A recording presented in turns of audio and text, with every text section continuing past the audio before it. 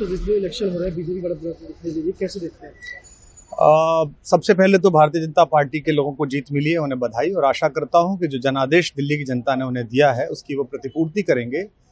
और वे सब आम आदमी पार्टी के लाखों करोड़ों कार्यकर्ता जो अन्ना आंदोलन से आए, जिनके बहुत ही निश्चल, निष्पाप और बड़े भारत की राजनीति को बदलने के सपने की हत्या एक निर्लज्ज, नीच, मित्रहंता, आत्ममुग्ध और चरित्रहीन व्यक्ति ने की, उसके प्रति तो क्या संवेदना। दिल्ली को उससे मुक्ति मिली। और मैं ये जानता हूं कि अब जो आम आदमी पार्टी में लोग बच गए थे सत्ता के लोभ में, लालच में, पदों के लिए, उस पैसे के चक्कर में, वे सब भी अब वापस जाएंगे, लौटेंगे, कुछ अपने व्यवसायों में लौटेंगे, कुछ पार्टियों में चले जाएंगे। और पतन यहाँ से प्रारंभ हुआ है उन लोगों का। मेरे लिए कोई प्रसन्नता का और दुख का विषय नहीं है, मैं बीच में खड़ा हूँ। प्रसन्नता इस बात की है कि करोड़ों लोगों ने आशा लगाई थी, करोड़ों लोगों ने, लोग अपनी नौकरियां छोड़ के आए थे, व्यवसाय छोड़ के आए थे, दुश्मनियां ली थी लोगों ने, उन सब की हत्या एक आत्ममुग्ध आदमी ने, एक चरित्रहीन आदमी ने अपनी निजी महत्वाकांक्षाओं की पूर्ति के लिए की। उसको दंड मिला, ईश्वरीय विधान से दंड मिला।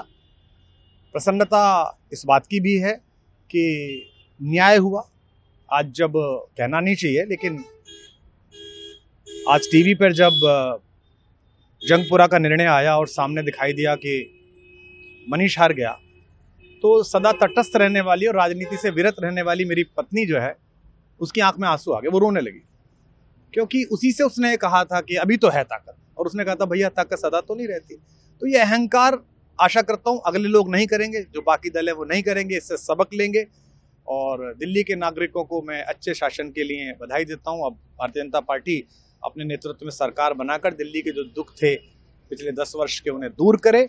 और आम आदमी पार्टी के समस्त कार्यकर्ताओं को कहता हूं कि आपने जिस किसी भी लोभ लालच में, सब कुछ जानते हुए एक ऐसे व्यक्ति के समर्थन में काम किया जिसने अपने मित्रों की पीठ में झुरा घोंपा, गुरु को धोखा दिया, अपने साथ कंधे से कंधा मिला के लड़ने वाली महिलाओं को अपने घर लाके पिटवाया, अपनी निजी सुख और साधन के लिए जनता का पैसा खर्च किया, अब उससे आशा लगानी छोड़ें, अब बाहर निकलें, अपना अपना जीवन देखें। मुझे राघवेंद्र सरकार राम की कृपा मिली, जिनका ये घर है, जिनकी कृपा से मैं यहाँ खड़ा हूँ। मुझ पर कृष्ण कृपा हुई कि मैं इस निर्लज्ज सर्कस से बाहर आ सका। मैं उन सब से भी अच्छे भविष्य की कामना करता हूँ कि वो कोई गंदगी ना फैलाएं कहीं भी, वो लौट जाएं अपने शिविरों में। जिस तरह माधव को, कृष्ण को दूत देख कर भी भरी सभा में अट्टहास करने वाला दुर्योधन जो ये कहता था सुचिग्रम नैव दास्यामि बिना युद्धे न केशवः, बिना युद्ध के 5 गांव भी नहीं दूंगा, आज वो अपनी सीटों के लिए तरस रहा है।